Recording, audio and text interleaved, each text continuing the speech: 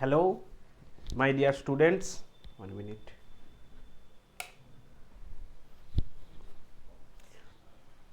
Hello my dear students, সকলকে VSC প্ল্যাটফর্মে স্বাগত। আজকে আমি তোমাদের রজত স্যার আজকে একটি নতুন ক্লাস নিয়ে তোমাদের কাছে এসেছি। আজকের ক্লাস হচ্ছে আমাদের রাজ্যভিত্তিক ভারতীয় উপজাতি। কোনো কারণে এডিটিংয়ের সমস্যা বা আমাদের ফরম্যাটিংয়ের সমস্যার জন্য আমাদের লেখাটা একটু হয়তো মনে হচ্ছে মাঝখানটা কেটে গেছে। এবার এটাকে আমি চেষ্টা করলাম, কিন্তু এটা আবার ল্যাপটপে ফেলে করতে হবে, এটা সেই জন্য এটা করতে পারলাম না আমি। আচ্ছা দেখো, আমাদের আজকের যে বিষয়টা, এই বিষয়টা আমাদের ভারতবর্ষে যে সমস্ত উপজাতি আছে সেই সমস্ত উপজাতিদের নিয়ে আজকে আমরা জানবো। এই যে ট্রাইবস, শিডিউল ট্রাইবস, যে শিডিউল ট্রাইবসের কথা আমরা সবসময় শুনে এসেছি, সেই শিডিউল ট্রাইবসের সম্বন্ধে জানবো এবং তার সঙ্গে সঙ্গে আমরা এটাও জানবো যে ভারতবর্ষে যে এত উপজাতি আছে, এই উপজাতিদের মধ্যে কোন উপজাতি আমাদের ভারতবর্ষের আদিম বা কোন উপজাতি কোন জায়গা থেকে এসেছে, এই বিষয়গুলোকে নিয়ে আজকে আমরা ডিটেলসে আলোচনা করব। আচ্ছা দেখো, আমাদের ভারতবর্ষের আদিম নাগরিক বলতে কিন্তু বোঝায় কিন্তু এই উপজাতিদের।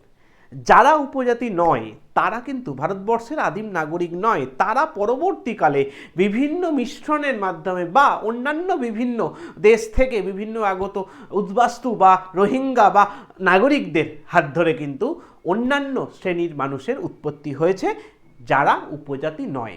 আজকে আমরা জানবো বা আজকে আমরা ক্লাসে আলোচনা করব সেই সমস্ত ব্যক্তি যারা আদতে ভারতের আদিম নাগরিক। সেই আদিম নাগরিককে নিয়ে আমরা জানব এবং এই বিষয়গুলোকে নিয়ে আরও ডিটেলসে আমরা আলোচনা করব।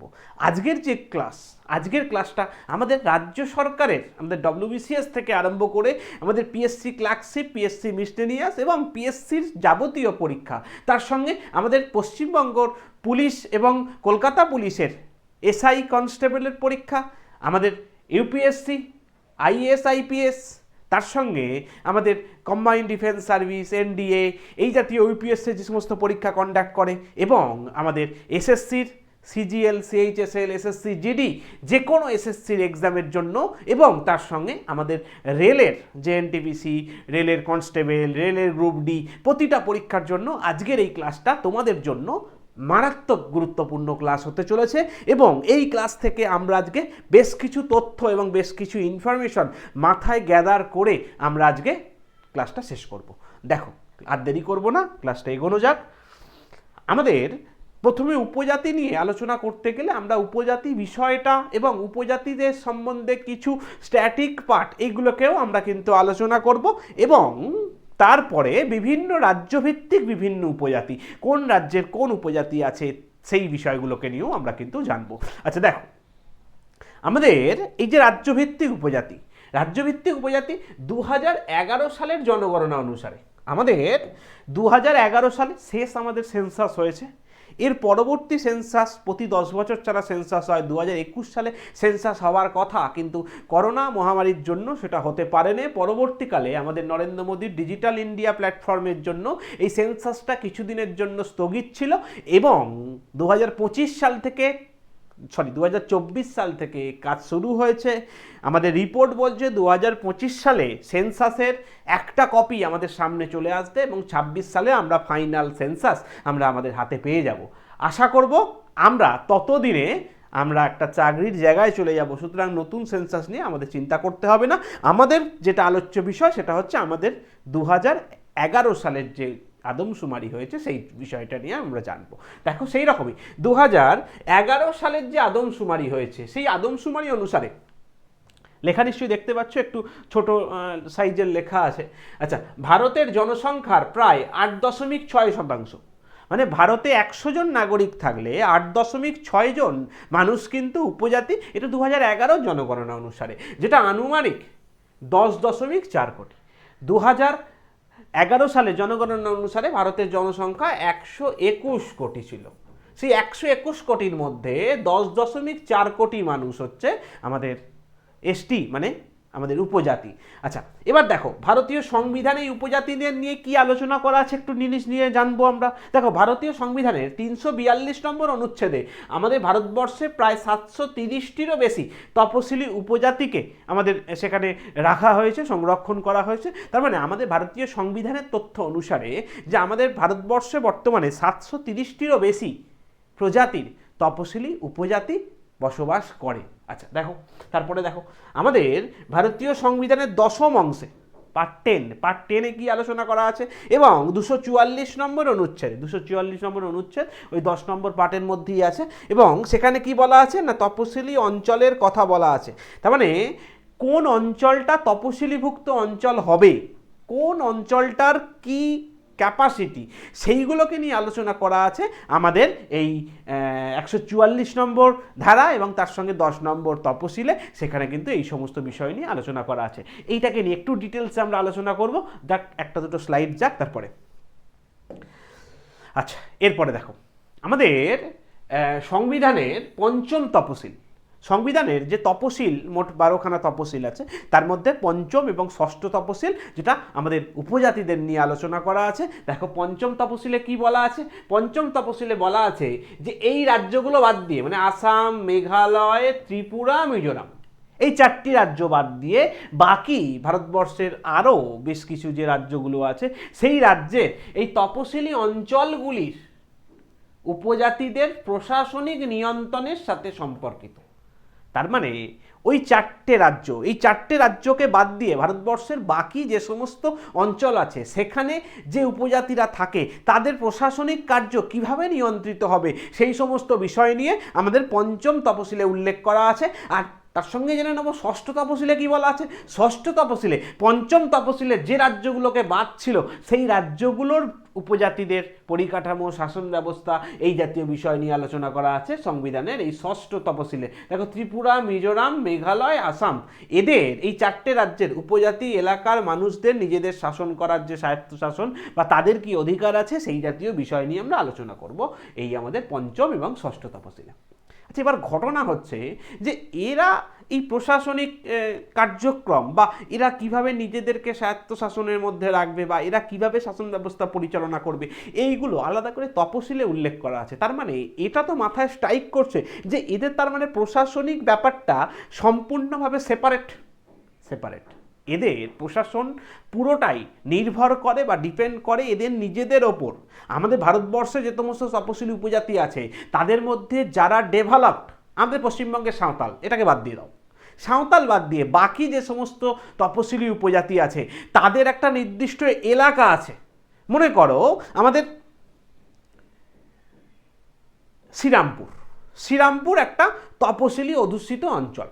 তারপরে শ্রীরামপুরের কোন অঞ্চলটায় তপশিলি এরিয়া বা কোন অঞ্চলটায় তপশিলি বেশি থাকে, তাদের এরিয়াটা ঠিক কতটা, মানে শ্রীরামপুর থেকে কোন্নগর পর্যন্ত চলে যাবে না রিসরা পর্যন্ত যাবে না ওদিকে শ্রীরামপুর পর্যন্ত যাবে, সেটা কিন্তু সম্পূর্ণভাবে ঠিক করা হয়, সেটাকে নিয়ন্ত্রণ করা হয়। সেইগুলোর নিয়ন্ত্রণের দায়িত্ব থাকে আমাদের ভারতের সম্মানীয় রাজ্যপালের কাছে, এবং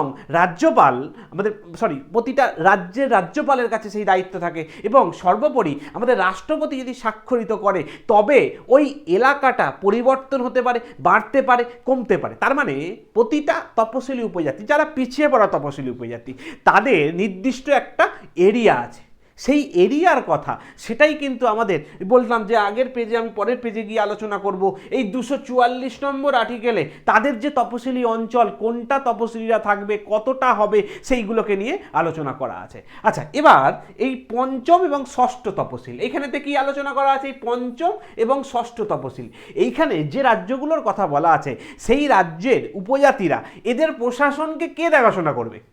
প্রতিটা রাজ্যের উপজাতিদের ক্ষেত্রে কিন্তু স্ট্রাকচার আলাদা আলাদা হয়। যে উপজাতিরা একটু তুলনামূলকভাবে একটু ডেভেলপমেন্ট যাদের কম আছে সেই সমস্ত উপজাতিদের শাসন ব্যবস্থা পরিচালনা কিন্তু সেই রাজ্যের রাজ্য সরকার করে না। যেমন আমাদের এই যে গারো উপজাতি মেঘালয়ে বসবাস করে, এই গারো উপজাতি এদের প্রশাসনিক ব্যবস্থা মেঘালয় সরকার করে না, এদের প্রশাসনকে পুরো দেখাশোনা করে একজন অফিসার, একজন আধিকারিককে নিয়োগ করা থাকে। ইন্ডিয়ান ফরেস্ট সার্ভিসের একজন officer, Indian forest and tribal service এখন নাম হয়েছে, ইন্ডিয়ান ফরেস্ট অ্যান্ড ট্রাইবাল সার্ভিসের একজন অফিসার, তিনি এই উপজাতি অঞ্চলের যারা উপজাতিরা থাকে সেই সমস্ত উপজাতিদের সম্বন্ধে এবং তাদের কিভাবে কি তারা থাকবে, তারা কিভাবে কি দিন কাটাবে, এই জাতীয় বিষয়গুলোকে নিয়ে আলোচনা করে এবং সেইগুলোকে তারাই পুরোপুরি কন্ট্রোল করে। ওই অঞ্চলে কোনো অবস্থাতেই সেই রাজ্যের পুলিশ বা সেই রাজ্যের প্রশাসন সেইখানে কিন্তু কোনো রকম মানে হস্তক্ষেপ করে না।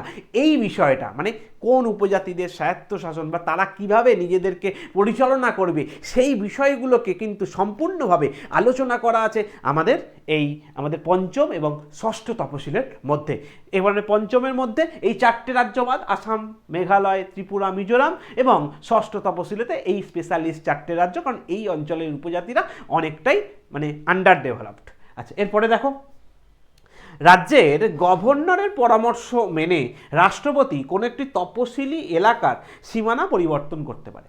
দেখো, রাষ্ট্রপতি দিল্লিতে থাকে, রাষ্ট্রপতি কিন্তু সীমানা পরিবর্তন করতে পারবে না, কারণ রাষ্ট্রপতির তো খোঁজ নেওয়া সম্ভব নয় প্রতিটা রাজ্যে গিয়ে কোথায় তপশিলি অধ্যুষিত মানুষ বেশি আছে, কোথায় কম আছে, কাদের জায়গা বেশি লাগবে, কাদের কম লাগবে। সেই জন্য ওই অঞ্চলের যিনি রাজ্যপাল তিনি অ্যাকচুয়ালি সুপারিশ করেন আমাদের রাষ্ট্রপতিকে যে এই অঞ্চলটা আমাদের তপশিলিভুক্ত অঞ্চল করতে হবে, বা এই অঞ্চলে এখন আর তপশিলিভুক্ত মানুষ থাকে না, এদের অঞ্চলটাকে কমিয়ে দিতে হবে বা আলাদা রকম সংরক্ষণের ব্যবস্থা করতে হবে। সেইগুলো সবটাই আমাদের রাষ্ট্রপতি কিন্তু স্বাক্ষরিত করে, কিন্তু সুপারিশ দেয় কিন্তু আমাদের রাজ্যপাল, মানে প্রতিটা রাজ্যের রাজ্যপাল এই সুপারিশটা দেয়।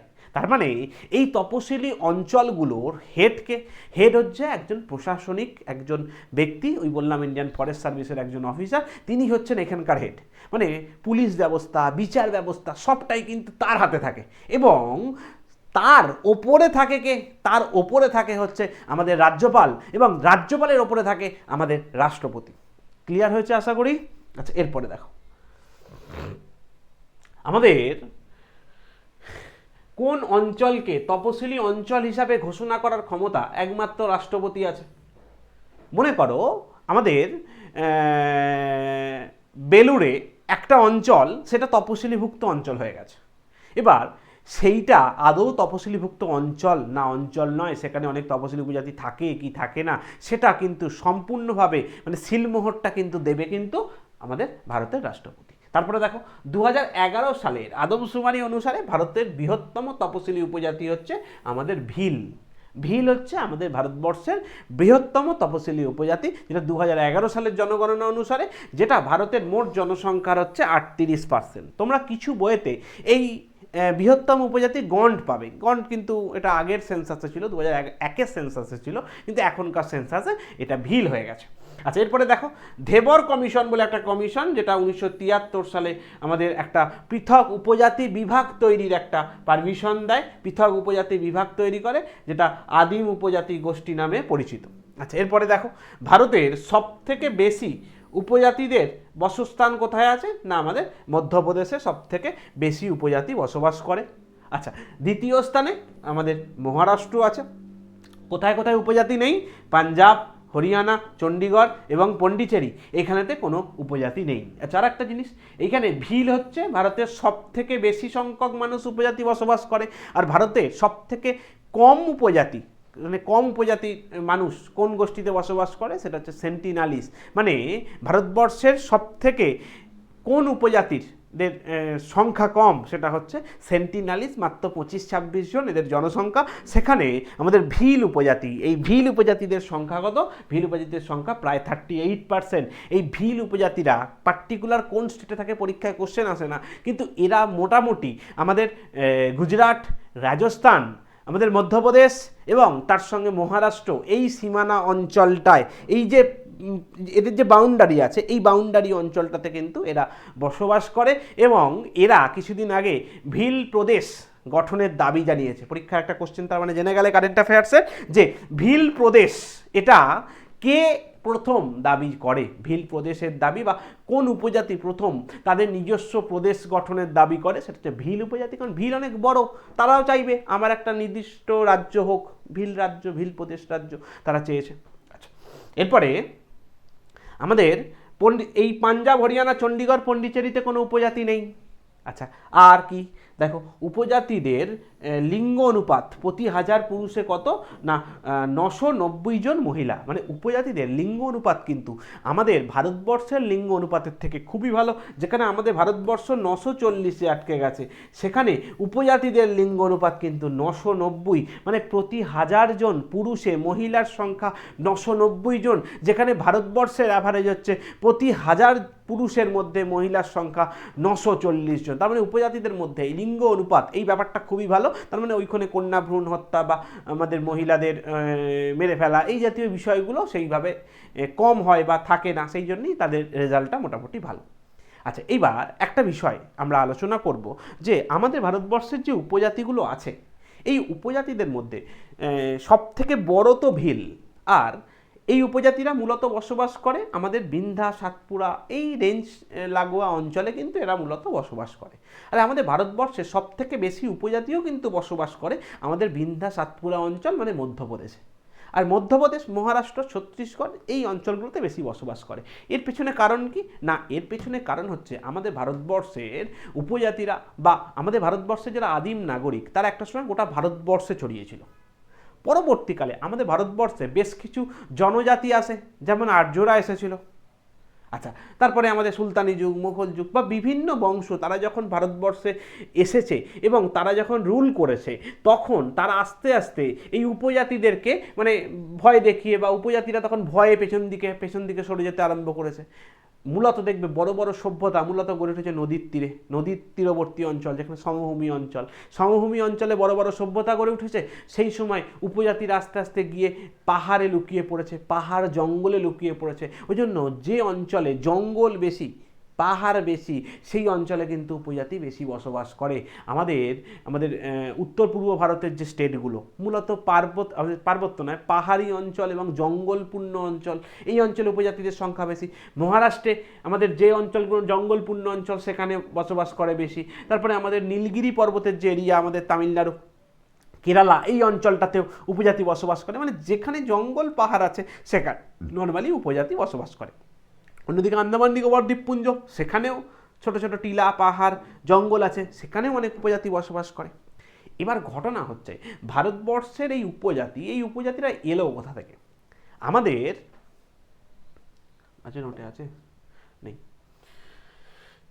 আচ্ছা দেখো, আমাদের বিশ্বে আধুনিক মানুষের উৎপত্তি হয়েছে বলা হয় আমাদের দক্ষিণ আফ্রিকা থেকে। তার মানে আফ্রিকা থেকে আধুনিক মানুষের উৎপত্তি হওয়ার পরে তারা ভারতবর্ষ এবং পৃথিবীর বিভিন্ন জায়গায় ছড়িয়ে পড়েছে। তার মধ্যে একটা পার্ট যেটাকে আমরা ককেশীয় নামে পরিচিত, এই ককেশীয় গোষ্ঠীর মানুষ এরা কোথায় গেছে? এরা গেছে হচ্ছে ইউরোপে। তার মানে ইউরোপের নাগরিকরা মূলত ককেশীয় গোষ্ঠীর মানুষ। আচ্ছা, আর একটা পার্ট যারা প্রোটো অস্ট্রালয়েড নামে পরিচিত, অস্ট্রালয়েড, তারা অস্ট্রেলিয়া, নিউজিল্যান্ড, ওশিয়ানিয়া এই মহাদেশে চলে গেছে আফ্রিকা থেকে। আচ্ছা, এবার আর একটা পার্ট যেটার নাম হচ্ছে মঙ্গলয়েড, যারা মূলত এশিয়ার মানে মধ্য এশিয়ার যে দেশগুলো আছে, চীন, রাশিয়া, কাজাকিস্তান, তুর্কমেনিস্তান এই অঞ্চলগুলোতে তারা বসবাস করেছে। এবং আর একটা পার্ট যারা আফ্রিকাতেই রয়ে গেছে, তাদের নাম হচ্ছে নিগ্রো বা নিগ্রিটোস। তার মানে ভারতবর্ষের এই যে চারটে আদিম আমাদের পৃথিবীর এই যে চারটে আদিম উপজাতি বা উপজাতি গোষ্ঠী, এরাই ভবিষ্যতে বিভিন্ন জায়গায় ছড়িয়ে ছিটিয়ে ভারতবর্ষ এবং পৃথিবীর বিভিন্ন অঞ্চলে তারা কিন্তু বসতি স্থাপন করেছে। এইবার ভারতে প্রথম ইউরোপিয়ান উপজাতিদের এই যে চারটে উপজাতিদের নাম বললাম, চারটে জনজাতি গোষ্ঠীর নাম বললাম, এই চারটে জনজাতি গোষ্ঠীর মধ্যে প্রথম এসেছে কিন্তু নিগ্রোটোরা। তার মানে নিগ্রো মানে যারা কালো দেখতে হয়, এই নিগ্রো চেহারাযুক্ত মানুষ, তারা ভারতবর্ষে প্রথম এলো। তারা প্রথমে এসে তারা দক্ষিণ ভারতে বসবাস করত এবং তারা বর্তমানে মূলত দেখা যায় আমাদের আন্দামান নিকোবর দ্বীপপুঞ্জ এই অঞ্চলগুলোতে মূলত নিগ্রোটো দেখতে পাওয়া যায়। নিগ্রোদের বৈশিষ্ট্য কি? নিগ্রোদের বৈশিষ্ট্য হচ্ছে চুল খুব কোঁকড়ানো হয়, কালো মুখ হয়, মুখগুলো বড় বড় হয়, মানে এই চোয়ালটা অনেকটা বড় প্রসারিত হয়, এই রকম চেহারাভুক্ত মানুষটা হচ্ছে নিগ্রোটো নামে পরিচিত। আচ্ছা, এইবার নিগ্রোর পরে আমাদের ভারতবর্ষে বিভিন্ন উপজাতি এসেছে। তার মধ্যে আমাদের ভারতবর্ষের যে উত্তর দিক, ভারতবর্ষের যে একদম উত্তর অংশ, মূলত এই উত্তর পূর্ব অঞ্চলটা, এই অঞ্চলে মঙ্গোলয়েড গোষ্ঠীর মানুষেরা বেশি বসবাস করে, কারণ মঙ্গোলয়েডরা চীনে বসবাস করে। চীন থেকে মঙ্গোলয়েড গোষ্ঠীর মানুষ আমাদের ভারতের উত্তর পূর্ব ভারতের অঞ্চলে দেখতে পাওয়া যায়। তাই উত্তর পূর্ব ভারতের যে অঞ্চলে মানুষরা বসবাস করে, উপজাতিরা বসবাস করে, তাদেরকে দেখতে অনেকটা চীনের মতো। কীরকম দেখতে? মূলত গায়ের রং হলুদাভ ফর্সা, একটু হলুদাভ ফর্সা। আচ্ছা, মুখটা এরকম চ্যাপ্টা মতো, গোল মুখ, এবং তার সঙ্গে এই চিবুক অনেকটা বড় বড়, মানে মুখটার একটা গোল চ্যাপ্টা, এবং তার সঙ্গে এদের চুল কিন্তু স্ট্রেট, একদম পিওর স্ট্রেট। যে স্ট্রেটনিং স্মুথনিং মেয়েরা বা ছেলেরা এখন ইদানিংকালে অনেক টাকা খরচা করে করছে, সেই ইনবর্ন ওদের চুল কিন্তু স্ট্রেট। যেখানে নিগ্রোদের চুল কোকড়ানো কোকড়ানো কোকড়ানো, কার্লি কার্লি কার্লি চুল। আচ্ছা, তার মানে আমরা মঙ্গোলয়েড দেখলাম, আমরা নিগ্রোটো দেখলাম। এরপরে আমাদের ভারতবর্ষের যে ম্যাক্সিমাম উপজাতি, এই ম্যাক্সিমাম উপজাতি মূলত বসবাস করে এই রিজিয়নটায়।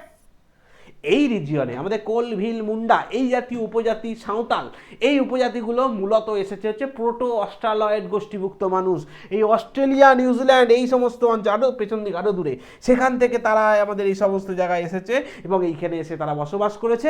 এদের গায়ের রং কালো, তবে নিগ্রোটোদের মতো, মানে আফ্রিকানদের মতো পিওর কালো নয়, আবার ফর্সাও নয়, এবং তার সঙ্গে এদের চুল কোকড়ানো, কিন্তু আফ্রিকানদের মতো। মানে আমাদের রাসেলের চুল দেখেছো নিশ্চয়ই, আমাদের ক্রিস গেইলের চুল দেখেছো নিশ্চয়ই, একবারে কোকড়ানো, কোনো স্টে নেই, সেই রকম কোকড়ানো নয়। আবার আমাদের মঙ্গোলয়েডদের মতো স্ট্রেটও নয়, মোটামুটি মাঝামাঝি অল্প অল্প কোকড়ানো, হালকা হালকা ঢেউ খেলানো, এই রকম চুলের মানুষ কিন্তু আমাদের দেখতে পাওয়া যায়, যারা প্রোটো অস্ট্রালয়েড নামে অন্তর্ভুক্ত। আচ্ছা, এই প্রোটো অস্ট্রালয়েড এরপরে শেষ যে উপজাতি বা শেষ জনজাতি গোষ্ঠী আমাদের ভারতবর্ষে এসেছে, সেই জনজাতি গোষ্ঠীর নাম হচ্ছে আমাদের নর্ডিক। নর্ডিক মানে আর্য। তার মানে আর্যরা আমাদের ভারতবর্ষে শেষ এসেছে।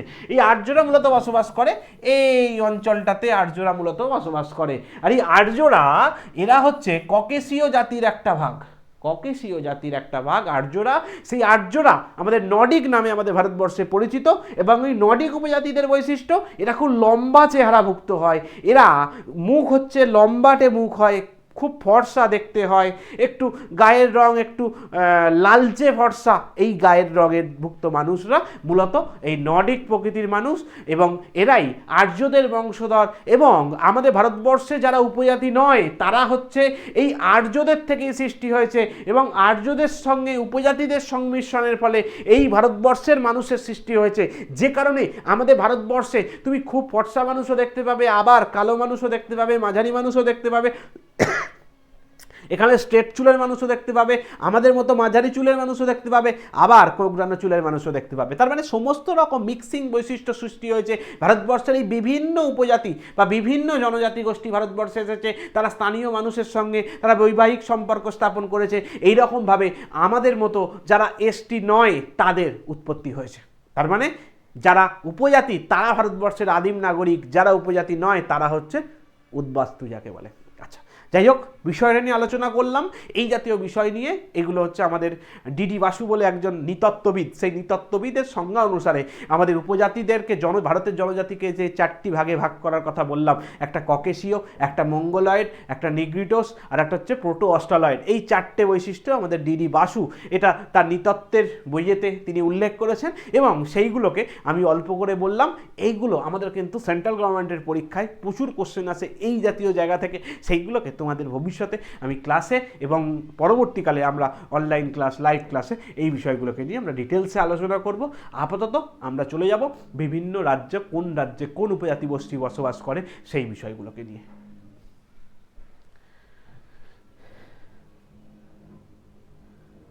আচ্ছা, আমরা এবার রাজ্য ধরে ধরে উপজাতিগুলোকে নিয়ে আলোচনা করতে শুরু করব।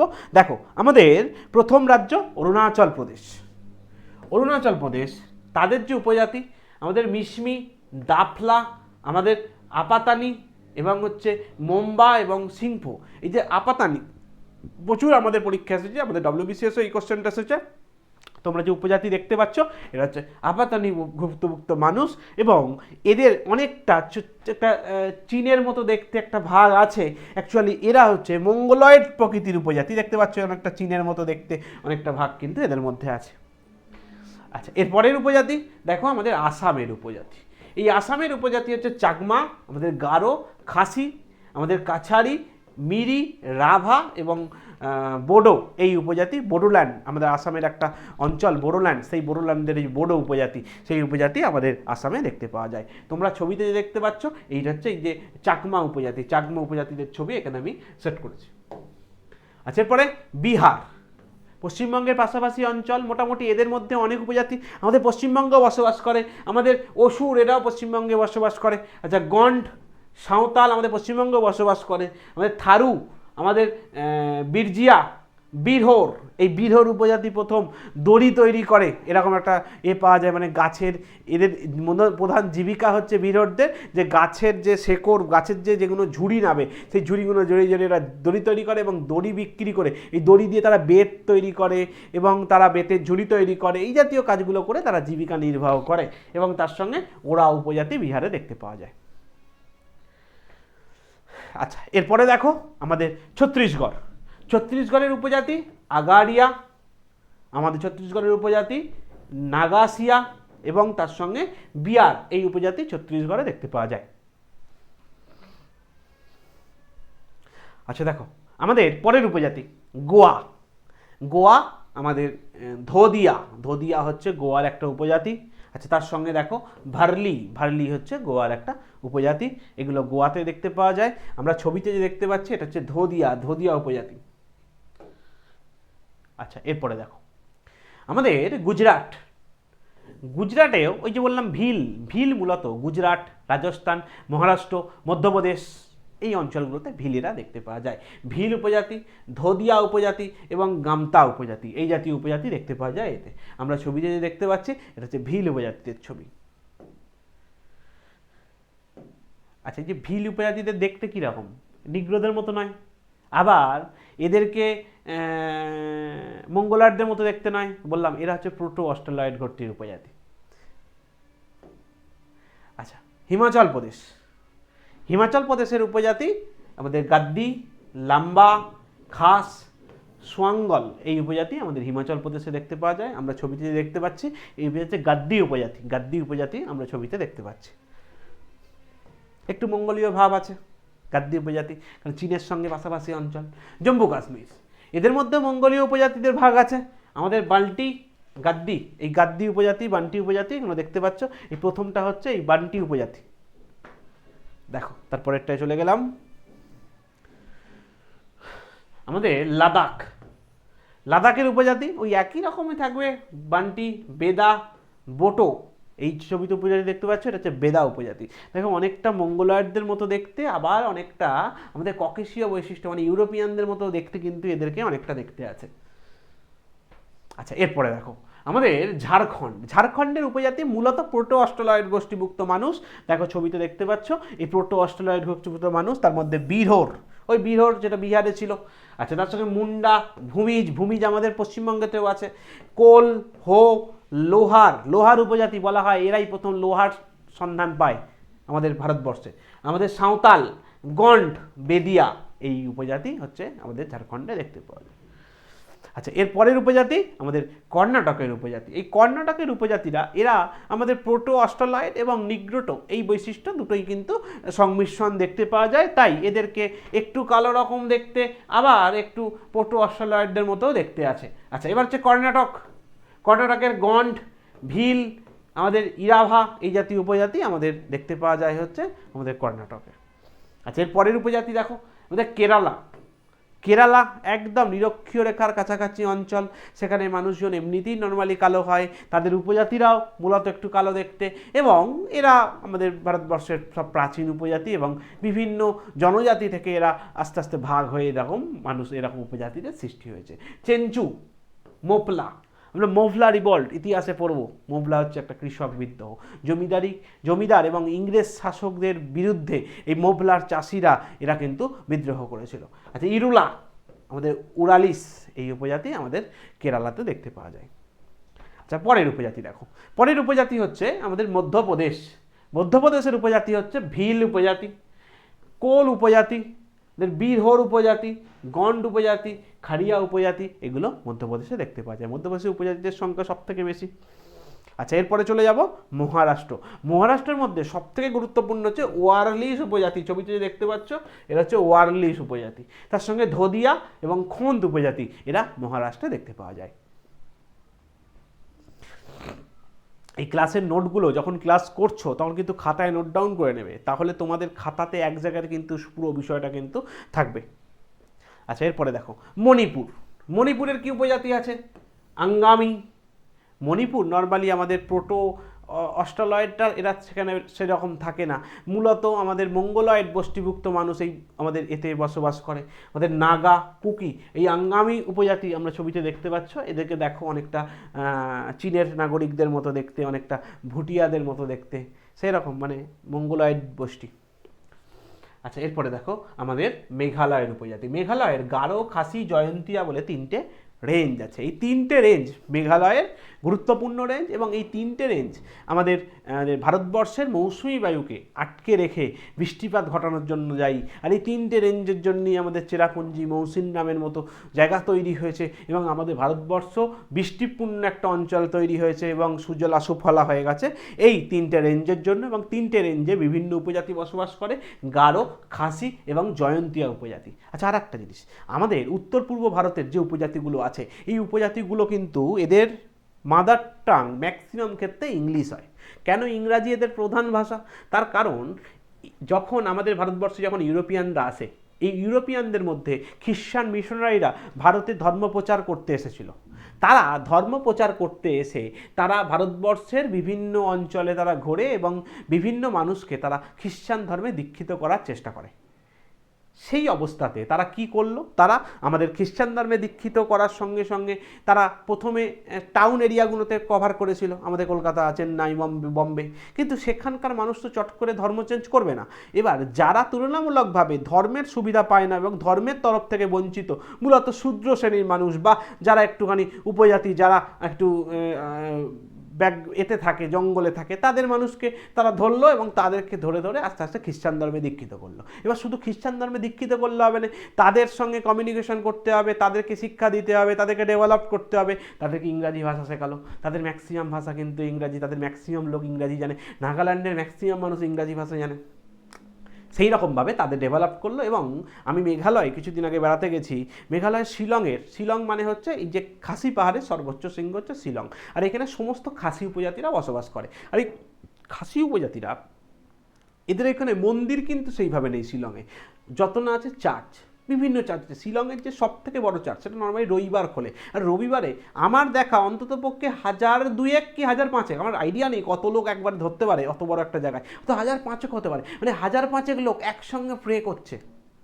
ভাবো কোন মন্দিরে বা কোন আমাদের মসজিদে এই একবারে এত মানুষ যে একবারে প্রে করে। তার মানে ওরা মানুষকে এমনভাবে খ্রিস্টান ধর্মটাকে ঢুকিয়ে দিয়ে গেছে যে তারা ধর্ম বলতে কিন্তু অজ্ঞান, এবং তারা ধর্মকে সত্যি নিষ্ঠাভাবে ভালোবেসে পালন করে। আচ্ছা, সেই হচ্ছে মেঘালয়, সেই হচ্ছে খাসি উপজাতি, এবং তারা সত্যি খুবই ডেভেলপড উপজাতি, এবং তার সঙ্গে চাকমা এবং মিকির উপজাতি এগুলো মেঘালয় দেখতে পাওয়া যায়। আচ্ছা, এরপরে দেখো মিজোরামও আমাদের মূলত নর্থ ইস্টের স্টেট হওয়ার জন্য এখানে মঙ্গলয়েড গোষ্ঠীভুক্ত মানুষ দেখতে পাওয়া যায়। কুকি, চাকমা, খাসি, লুসাই এই জাতীয় উপজাতি দেখতে পাওয়া যায়। তোমরা দেখতে পাচ্ছ মোটামুটি অনেকটা আমাদের চীনের মেয়েদের মতো দেখতে, এবং এদের চুলগুলো তোমরা দেখো, দেখো এটা ইনবর্ন স্ট্রেট হয়ে আছে, দেখতে পাচ্ছ ইনবর্ন স্ট্রেট হয়ে আছে, এদেরকে স্মুথনিং স্ট্রেটনিং কিচ্ছু করতে হয় না, এদের ন্যাচারাল কিন্তু এদের স্ট্রেট হয়ে আছে। ভাবো একবার। আচ্ছা, এবার হচ্ছে নাগাল্যান্ড, ওই একই নাগাল্যান্ডও আমাদের মঙ্গলয়েড গোষ্ঠীভুক্ত মানুষ, অঙ্গামি, গারো, কুকি, লোথা এবং মিকি এই জাতীয় উপজাতি নাগাল্যান্ডে দেখতে পাওয়া যায়। নর্মালি আমাদের পরীক্ষায় যখন দেবে, মনে করো পরীক্ষায় দিলে হচ্ছে গারো, তাহলে অপশানে নর্থ ইস্টের স্টেট একটা থাকবে আর বাকি থাকবে অন্য জায়গা। সুতরাং এই যে গারো উপজাতি মূলত নর্থ ইস্টের বিভিন্ন স্টেটে দেখতে পাওয়া যায়। তোমাদের মধ্যে ডাউট হচ্ছে যে তাহলে গারো হলে কোনটা করবো, নাগাল্যান্ড করবো, মণিপুর করবো, মিজোরাম করবো, কী করবো? মানে গারো মানে হচ্ছে মোটামুটি নর্থ ইস্টের স্টেটে দেখতে পাওয়া যায়। গারোর ম্যাক্সিমাম লোক বসবাস করে হচ্ছে আমাদের মেঘালয়তে, কারণ গারো পাহাড় মেঘালয়তে অবস্থিত। আচ্ছা, এবার হচ্ছে আমাদের ওড়িশার উপজাতি আমাদের ঝাড়খণ্ড পশ্চিমবঙ্গের সঙ্গে একই গোত্রীয়, ওরাও, সাঁওতাল, ভূমিজ, মুন্ডা, লোধা এবং গাদাবা এই উপজাতি দেখতে পাওয়া যায় ওড়িশাতে। আর এই ওড়িশার উপজাতি এরা মূলত প্রোটো অস্ট্রালয়েড গোষ্ঠীভুক্ত মানুষ। আচ্ছা, এরপরে দেখো আমাদের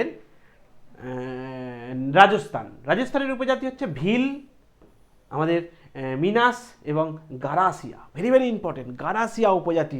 এই গারাসিয়া উপজাতি ছবিতে দেখতে পাচ্ছ, এই গারাসিয়া উপজাতি হচ্ছে রাজস্থানের একটা উপজাতি যারা নাচ গান করে তাদের জীবিকা নির্বাহ করে। মানে রাজস্থানে দেখবে মরুভূমিতে দেখবে এরকম মাদল টাদল বাজিয়ে একতরা টেকতরা নিয়ে তারা দেখবে গান টান করে এবং তারা জীবিকা নির্বাহ করে, সেটা হচ্ছে গারাসিয়াস উপজাতি।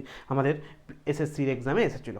আচ্ছা, এরপরে আমরা দেখব সিকিম। সিকিম মানেই হচ্ছে আমাদের একটা নেপালি একটা ভাব আছে, একটা ভুটানি একটা ভাব আছে, তার সঙ্গে আমাদের মঙ্গোলয়েড গোষ্ঠীভুক্ত মানুষরা এখানে মূলত দেখতে পাওয়া যায়। ভুটিয়া ভুটানের পাশে, লেপচা পশ্চিমবঙ্গতে দেখতে পাওয়া যায়, তামাং, লিম্বু এই জাতীয় উপজাতি সিকিমে দেখতে পাওয়া যায়, এগুলো আবার পশ্চিমবঙ্গতেও দেখতে পাওয়া যায়। আচ্ছা, এরপরে দেখো আমাদের তামিলনাড়ুর আদিয়ান, ইরাভাল্লান, কোটা, মালওয়ালি এবং টোডা এই উপজাতি দেখতে পাওয়া যায় তামিলনাড়ুর বিভিন্ন উপজাতিদের মধ্যে নীলগিরি পর্বতের উপজাতিরা সবথেকে গুরুত্বপূর্ণ। নীলগিরি পর্বতে টোডা, ইরুলা, কাদার এই জাতীয় উপজাতি নীলগিরি পর্বতে দেখতে পাওয়া যায়। আর নীলগিরি পর্বত মানেই আমরা জানি তামিলনাড়ু, কর্ণাটক এবং কেরালা এই তিনটে রাজ্যে নিয়ে গঠিত হচ্ছে এই নীলগিরি পর্বত। আচ্ছা, এরপরে দেখো তামিলনাড়ুর পরে চলে যাব ত্রিপুরার উপজাতিদের মধ্যে চাকমা, ভিল এবং ভুটিয়া এই উপজাতি ত্রিপুরাতে দেখতে পাওয়া যায়। মোটামুটি নর্থ ইস্টের স্টেটে একই রকমের উপজাতি দেখতে পাওয়া যায়। আচ্ছা, এরপরে উত্তরাখণ্ডের আমাদের জাউনসারি, থারু খুব ইম্পর্টেন্ট, খাস, আমাদের ভোটিয়া, এটা ভুটিয়া না, এটা ভোটিয়া এই উপজাতি দেখতে পাওয়া যায় উত্তরাখণ্ডে। এরপরে উত্তরপ্রদেশ, আমাদের গন্ড, এই গন্ড উপজাতি একটা সময় ভারতবর্ষের বৃহত্তম উপজাতি ছিল, এখন দ্বিতীয় বৃহত্তম হয়ে গেছে। ফারু, আগারিয়া এবং ভোটিয়া এই উপজাতি উত্তরপ্রদেশে দেখতে পাই। উত্তরাখণ্ড উত্তরপ্রদেশ সব কাছাকাছি। আচ্ছা, এরপরে আন্দামান নিকোবর দ্বীপপুঞ্জ, মূলত নিগ্রোটো টাইপের উপজাতি এই দ্বীপপুঞ্জে দেখতে পাওয়া যায় এবং ছবিতে তোমরা দেখতে পাচ্ছ, দেখো এরা হচ্ছে সেন্টিনালিস হচ্ছে ভারতবর্ষের একমাত্র উপজাতি যারা ক্যানিবাল মানে মানুষ খায়। এরা মানে এর আগে এদের মধ্যে কেউ মারা গেলে এরা খেয়ে নিত, এখন সেটা করে না। কিন্তু আমরা যদি এই দ্বীপপুঞ্জে যাই, এই দ্বীপপুঞ্জ কিন্তু সম্পূর্ণভাবে বাইরের মানুষের আসা নিষিদ্ধ। এই দ্বীপপুঞ্জে যদি আমরা কেউ যাই তাহলে আমাদেরকে কিন্তু ধরে মেরে খেয়ে নেবে। সেই হচ্ছে আমাদের এই সেন্টিনালিস, সেটা আমাদের গ্রেট আন্দামানি এখনকার বিখ্যাত উপজাতি। আচ্ছা, তারপরে দেখো আমাদের ওঙ্গে, জারোয়া, সেন্টিনালিস, নিকোবরি এবং টাবো এই জাতীয় উপজাতি দেখতে পাওয়া যায় আন্দামান নিকোবর দ্বীপপুঞ্জে। মূলত এরা হচ্ছে নিগ্রোটো টাইপের উপজাতি এবং নিগ্রোটোদের বৈশিষ্ট্য সম্পূর্ণ কালো দেখতে, মাথার চুল কোঁকড়ানো, মুখগুলো একটু বড় বড় গোল গোল মতো মুখ হয়। তোমরা দেখেছো আফ্রিকানদের যেরকম দেখতে হয়, আমাদের রাসেলকে যেরকম দেখতে, সেই রকম হচ্ছে আমাদের এই নিগ্রোটো। রাসেল একটু এখন ফেস প্যাক করে একটু ফর্সা হয়ে গেছে, কিন্তু ও কিন্তু একদম পিওর কালো। লাস্ট আমাদের পশ্চিমবঙ্গের পরীক্ষার জন্য সব থেকে গুরুত্বপূর্ণ এই লাস্ট পেজটা, সেটা হচ্ছে পশ্চিমবঙ্গের বিভিন্ন উপজাতি। আমাদের পশ্চিমবঙ্গে প্রায় 70-72খানা উপজাতি আছে, তার মধ্যে যেগুলো পরীক্ষায় আসে এবং গুরুত্বপূর্ণ উপজাতি সেইগুলোকে নিয়ে আমরা আলোচনা করব। পশ্চিমবঙ্গের অসুর উপজাতি খুব গুরুত্বপূর্ণ, অসুর উপজাতি। আচ্ছা, ভূমিজ, সাঁওতাল, ভুটিয়া, শেরপা আমাদের দার্জিলিং অঞ্চলে দেখতে পাওয়া যায়। টোটো হচ্ছে পশ্চিমবঙ্গের সব থেকে ছোট, স্মলেস্ট। এটা আর সব থেকে বড় হচ্ছে সাঁওতাল, পশ্চিমবঙ্গের সব থেকে বড় সাঁওতাল, আর সব থেকে স্মল হচ্ছে টোটো ছোট গাড়ি না, টোটো ছোট একটুখানি জায়গার নয়, ছোট গাড়ি। এই আলিপুরদুয়ারে দেখতে পাই, আমরা বন্ধু ছিল টোটো বলে। আচ্ছা, এরপরে দেখো চাকমা, তামাং, লেপচা, মুন্ডা, মালি, মেছুয়া মানে যেটা মাছ ধরে তাদের এরকম একটা ভাগ। আচ্ছা, লোধা, আমাদের লিম্বু এই জাতীয় উপজাতি দেখতে পাওয়া যায় আমাদের পশ্চিমবঙ্গে। আচ্ছা, আমাদের উপজাতিদের বিষয় নিয়ে একটা আলোচনা তোমাদের সঙ্গে আমি করলাম এবং এই উপজাতি আমাদের কম্পিটিটিভ পরীক্ষার জন্য খুবই গুরুত্বপূর্ণ, প্রতিটা পরীক্ষার জন্য গুরুত্বপূর্ণ, রাজ্য কেন্দ্র সবার জন্য গুরুত্বপূর্ণ। এবং এই উপজাতি নিয়ে আরও ডিটেলসে ভবিষ্যতে আমি ক্লাস করাবো এবং তোমাদের সঙ্গে বিভিন্ন রকমভাবে এই উপজাতিদের নিয়ে আমরা আলোচনা করব। আজকে এখানেই ক্লাসটা শেষ করলাম। সকলে ভালো থেকো, মন দিয়ে পড়াশোনা করো এবং আলটিমেট টাটা, বাই বাই।